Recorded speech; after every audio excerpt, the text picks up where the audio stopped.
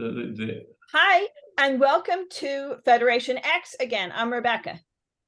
Hi, and I'm Emmanuel. Sorry, Ian. That's right. So the question we're going to ask is whether we think the judicial coup that is currently happening in Israel will succeed. It's now on hold for a bit, and the question is, what's going to happen? Well, the hold is obviously a tactical hold, right? Yes. Yeah, I agree. They want to take the momentum out of the protesters. Yeah, it's touted that Netanyahu, when he verbally sacked Gallant, acknowledges deeply that he's made a mistake. Yep. And now he's reshuffling things so he can continue with the coup. What do you think, Emmanuel? Yeah, no, absolutely. He's gaining time. He's trying to gain time. He's helped by the fact that we're going into holiday time now, and the Knesset is not in session, so there will be nothing much is going to happen now. So behind the scenes, he can plan and how to continue the judicial coup, which I'm sure he has no intention whatsoever to give up on. The fact that things are moving slowly now is a problem for the demonstrators, because it's difficult to keep up the tension when things are slowing down. Well, also one of the things about news cycles too is that when it's new news, when it's breaking news, when it shows a change, it gets a lot of attention. So, for example, the pandemic, when it started, it really disrupted the world. It really made the headlines. Everybody was following it. Everybody was checking on it. Then it slowly became widely known. This illness is here to stay. And so not a whole lot has changed since the vaccines were out. But nowadays, there are still discussions about it, but it's turning into the new normal. Now, this is how a lot of demagogues operate. They keep shifting the frame so that their changes where they seize power turn into the new normal. Yeah, exactly.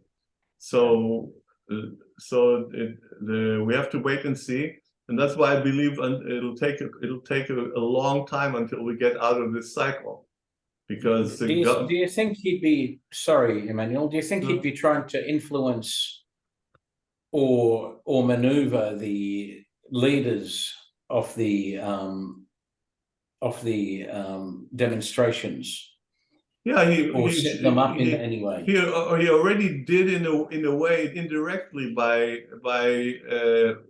basically requesting the army chiefs to call the reservists to order. Okay, the reservists were a big part of are a big part of the demonstration and are a big part of the protest movement. And Netanyahu called both the chief of staff and the head of the Air Force, who was critical in this, to call on the pilots to basically not refuse service. And I'm sure that made an impact, but on the long run, it's going to be counterproductive.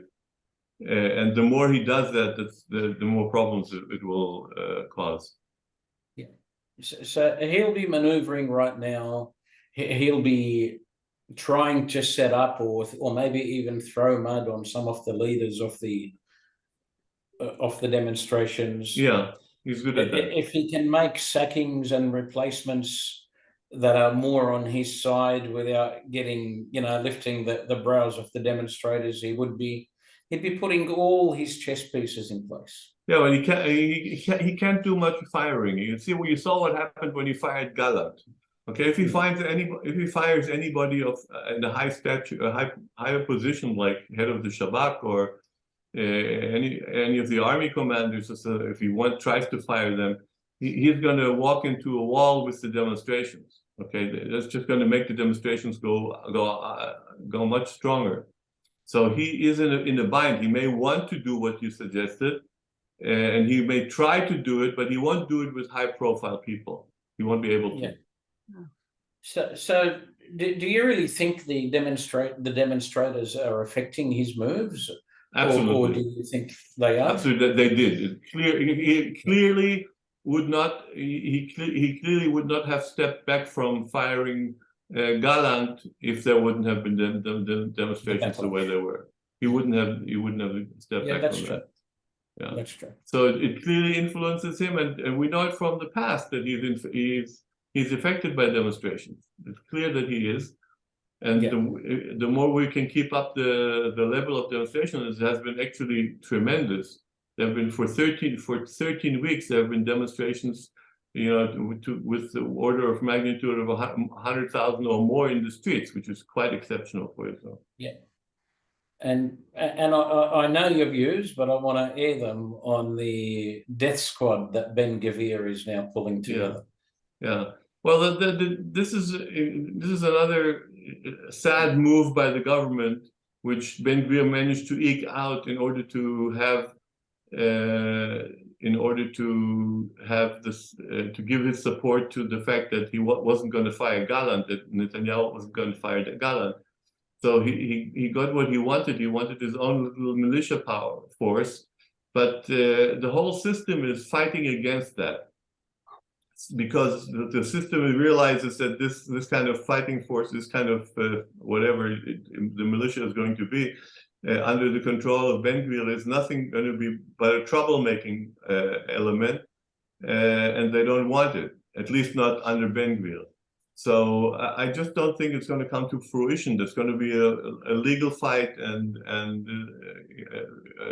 budget fight, and a lot of people are against it. So we'll see. We'll have to see. Well, I don't have too much to add, Rebecca. I don't know about Emmanuel. No, I think we've pretty much covered the thing. The only thing I'd like to add that this period of uncertainty we're in is going to last for a long time. I think we're going to be in this for a year, not much less, before everything falls into pieces, and we either become a full dictatorship, which is clearly very unlikely to happen, or we're back onto a democracy track with a new government, or coming into new elections and a new agenda for Israel in governance. That's all true, and it all means a lot more pain for the Palestinian people, unfortunately. During that time, yes, I agree, but I hope the outcome will be that the conflict will be on the agenda and will not be ignored like it has been until now. Yeah. So also, and one thing that I would like to add as well is, for how much longer will Netanyahu be able to try seizing power? How much longer will he be in the political picture? And will he just not be able to anymore? Or will he be actively removed from the political picture? And what will come in his place? That's the big question, isn't it? Yeah. Right. So in his mind, I'm pretty sure in his mind he's setting up a dictatorship, and you never know. Maybe he even sees his son as succeeding him. All right. I'm not saying that's in Israel's mind or Israelis' minds, but that's probably what's in his mind.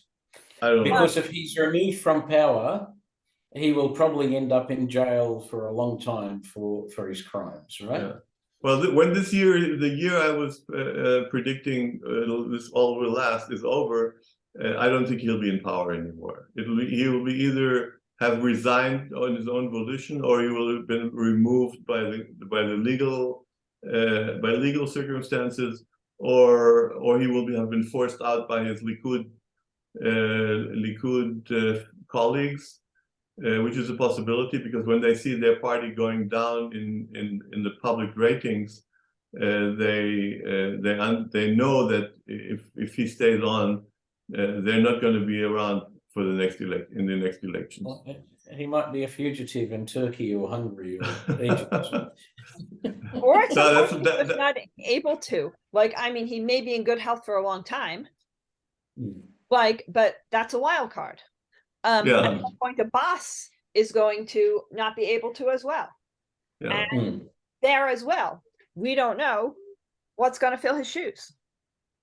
No, Well, we don't. the issue is if you look at the Middle East, right? Sadly, most of it is dictatorships, right? So you can't discount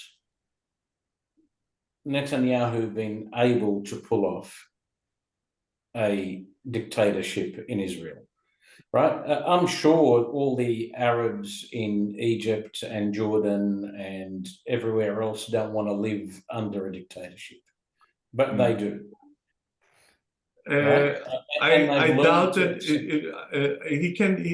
Netanyahu will be able to pull it off for a limited period of time. That's included in the year. I'm predicting.